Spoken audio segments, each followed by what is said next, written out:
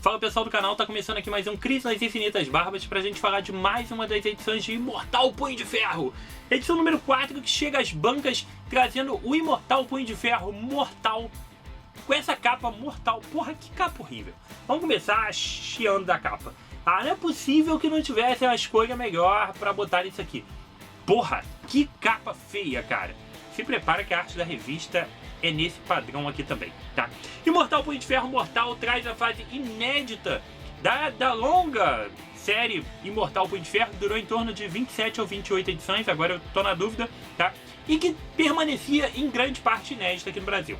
A primeira parte, que foi publicada agora recentemente nos 3 primeiros encadernados da Panini, dessa série aqui, tinham sido publicados, se não me engano, só o primeiro ou o segundo, primeiro e segundo, tinham sido publicados lá em Marvel Apresenta, em 2010 e tudo mais, e depois tinham sido largados de lado.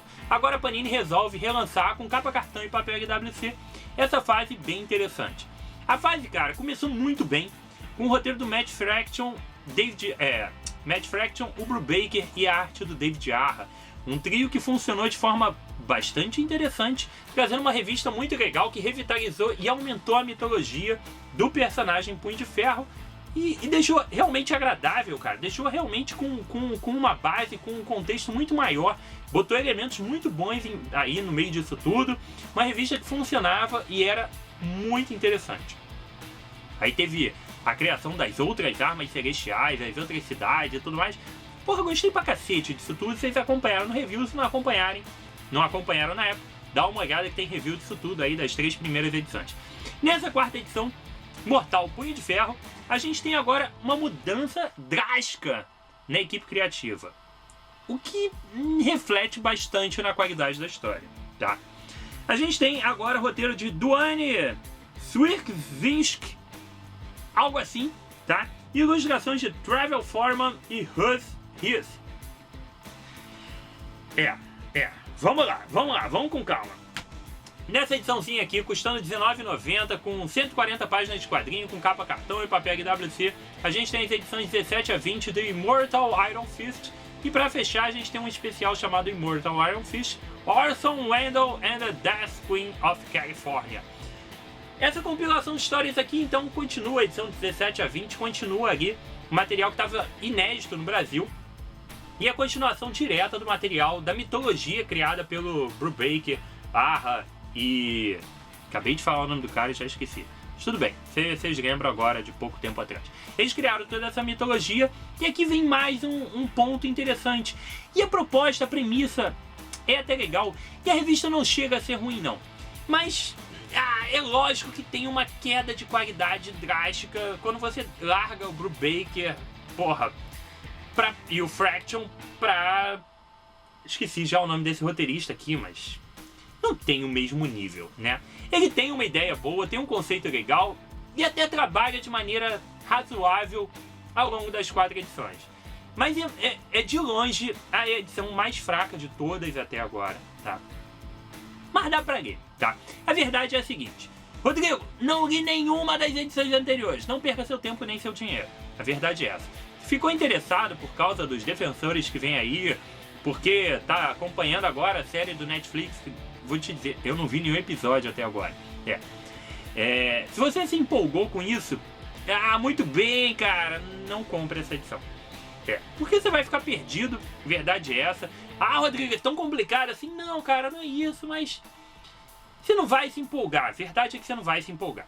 Se você já vinha acompanhando as edições anteriores, eu acho que vale você ler, para você pegar essa continuidade, para você ver alguns elementos que ele trabalhou, usando as coisas que o Fraction e o Brubaker criaram, entendeu? Acho que essa continuidade é legal, mas se você tá totalmente isolado no meio disso tudo, não vai. Como só falta mais uma edição, e o fim, a deixa dessa revista aqui é muito boa e muito promissora para a próxima edição, acho que vale você pegar por causa disso, tá? Ela é um ponto ali de transição, e aí você fecha a coleçãozinha. Embora eu seja um grande defensor de você cagar pra coleção, de você, se precisar, pular um número mesmo e tudo mais, mas também é sempre bom quando você consegue juntar o material, juntar uma história inteira e juntar 28 edições de Immortal Iron Fist. Pode ser interessante, tá? Então tem todas essas coisas pra você pesar. Não acho que é um dinheiro jogado fora. caso você esteja acompanhando e gostando do material. Acho que realmente não é o foco para quem não estava lendo nada, para quem não estava acompanhando nada dessa fase e tentar se arriscar.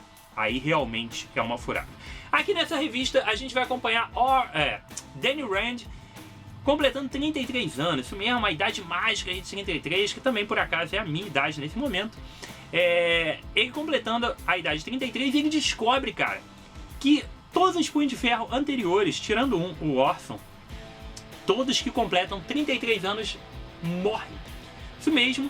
E isso chega assim, essa descoberta chega a ele assim, na base da porrada. Mas chega a ele assim de surpresa e fala: porra, por que ninguém me contou isso antes? Bem que eu nunca soube que os Punhos de Ferro morriam com 33. Porra, de onde é que saiu essa porra? Cara, e a gente vai acompanhar essa premissa interessante de que existe um assassino de Punho de Ferro que mata ele quando ele faz 33 anos. É um prazo de validade. Fez 33 anos, morreu. vai morrer, é isso mesmo. Tô quase me livrando da maldição do Punho de Ferro. Falta poucos meses, tá? Então, a gente tem essa ideia legal de que tem ali uma entidade que caça o Punho de Ferro e elimina ele. Então a gente vai tentar ver o Danny Rand tentando se livrar, cara, disso, desse karma, dessa sina que ninguém se livrou. Ninguém. Tirando o Orson, né? E a gente vai descobrir como o Orson se livrou disso. E obviamente que não é uma maneira bem interessante. Afinal de contas, o Orson foi um Punho de Ferro bem diferenciado, né? Então, a graça da revista vai ser isso. A gente vai acompanhar, além dessa tentativa de fuga, de se manter vivo, a gente vai acompanhar participações dos personagens envolvidos, dos grandes amigos do Punho de Ferro, que é o... Isso mesmo, Luke Cage, a Miss Knight, tem mais um personagem ou outro aí que aparece de vez em quando. Tem todo um plano interessante do vilão que faz algumas coisas legais, tem algumas pequenas reviravoltas, algumas sequências realmente interessantes dentro da revista. E é aquilo que eu te falei, não é uma revista ruim, não. O grande problema é a comparação com o material anterior. Eu detesto fazer comparação com o material anterior, mas não tem como a gente não fazer, porque é a continuidade de uma história. Realmente, se a gente comparar com os materiais anteriores, ele é mais fraco. Se a gente realmente parar para analisar como uma história isolada, no contexto, simplesmente vou ler sem contexto nenhum. Ela é fraca por causa disso, mas você realmente acompanhou tudo, ela não é ruim. Ela só é uma história mediana, com alguns pontos altos e com alguns pontos muito baixos. Mas os pontos muito baixos não estão relacionados ao roteiro da revista, e sim à arte. A arte da revista é complicada, cara. Eu já dei uma procurada e realmente não consegui. As páginas muito feias eu não consegui botar, achar elas pra mostrar pra vocês. Mas achei algumas páginas, algumas poucas páginas e botei aqui. Em algumas a arte salva, a arte não compromete. Mas tem página que realmente é muito feia, cara. Porra, é muito ruim. Eu sou um cara que dificilmente fica aqui reclamando muito de artista. Eu acho que existem os mais diversos tipos de arte para os mais diversos tipos de história, mais diversos tipos de revistas. Acho que elas podem se encaixar muito bem, por mais excêntricas e exóticas que sejam. Mas essa daqui, para uma história do Punho de Ferro, não chegou a comprometer a ponto de eu dizer, cara, não compra porque a revista é horrível. Não chegou a esse ponto, tá? Mas ela vai incomodar muita gente, vai ter muita gente, vai torcer o nariz e vai ter gente que vai desistir de comprar por causa da arte. Sim, vai. Se prepare, tá? A arte segue bastante essa arte feia aqui da capa. Tem muitas páginas com essa arte aqui piorada. Então, isso é um ponto bem negativo. Mas a história é legalzinha, tem esses pontos interessantes. Realmente não compromete. E também ela não é muito longa, ela é curta, são 4 edições, então não dá para ele se perder tanto no meio disso tudo, tá? Então funciona. Para fechar, a gente entra em Orson Randall and the Death Queen. Você entendeu essa porra toda, né? Vamos ver aqui a equipe criativa da revista. A gente mantém o mesmo roteirista nessa edição especial e a arte aqui vai pro Giuseppe Camuncoli, que desenhou o Homem-Aranha ali um tempo. Foi uma coisa de louco enquanto ele desenhava o Homem-Aranha. Tinha uma galera que achava horrível e tudo mais. Não acho a arte dele horrível, não. Nessa edição a gente acompanha o Orson nos anos 30 de Hollywood, quando Hollywood estava fazendo a transição para o cinema, mudo para o cinema com som. ele vai buscar, ele vai correr atrás da filha de um amigo dele que está perdida no vislumbre de Hollywood, tentando se tornar atriz e acabou desaparecendo. No meio disso tudo, ele vai se meter ali com alguns mistérios, que eu não vou entrar nos detalhes, tá? Mas alguns mistérios interessantes que fazem a revista caminhar de uma maneira legal. É uma revista com ar bem no ar, tá? É nitidamente uma história no ar em que o Orson tá aqui agindo como detetive mesmo, com todas as características de um filme no ar, de uma história no ar.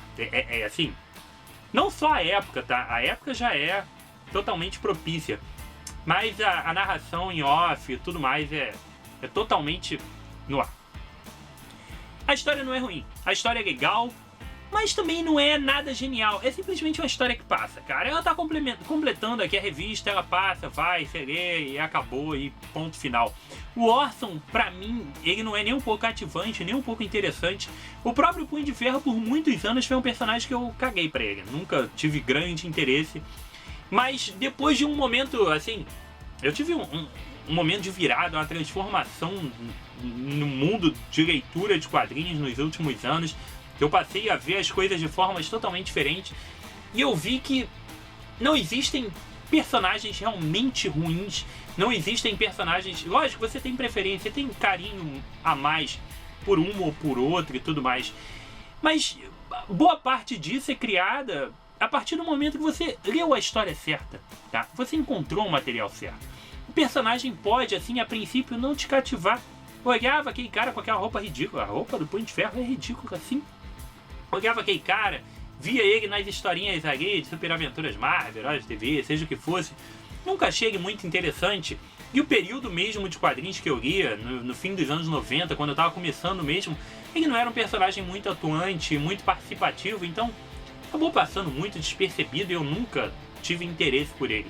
Mas o que é preciso para você passar a respeitar o personagem, ver com outros olhos e ver que ele tem coisas boas, é pegar uma boa história, cara, de um bom roteirista. E é o caso dessa fase Imortal Punho de Ferro. Realmente elevou o personagem a um outro patamar, mostrou muitas coisas legais. E hoje, como a maioria dos personagens Marvel e DC agora, eu tenho aquele, porra, Punho de Ferro na mão de um bom roteirista, cara. Vai sair coisa legal, sim.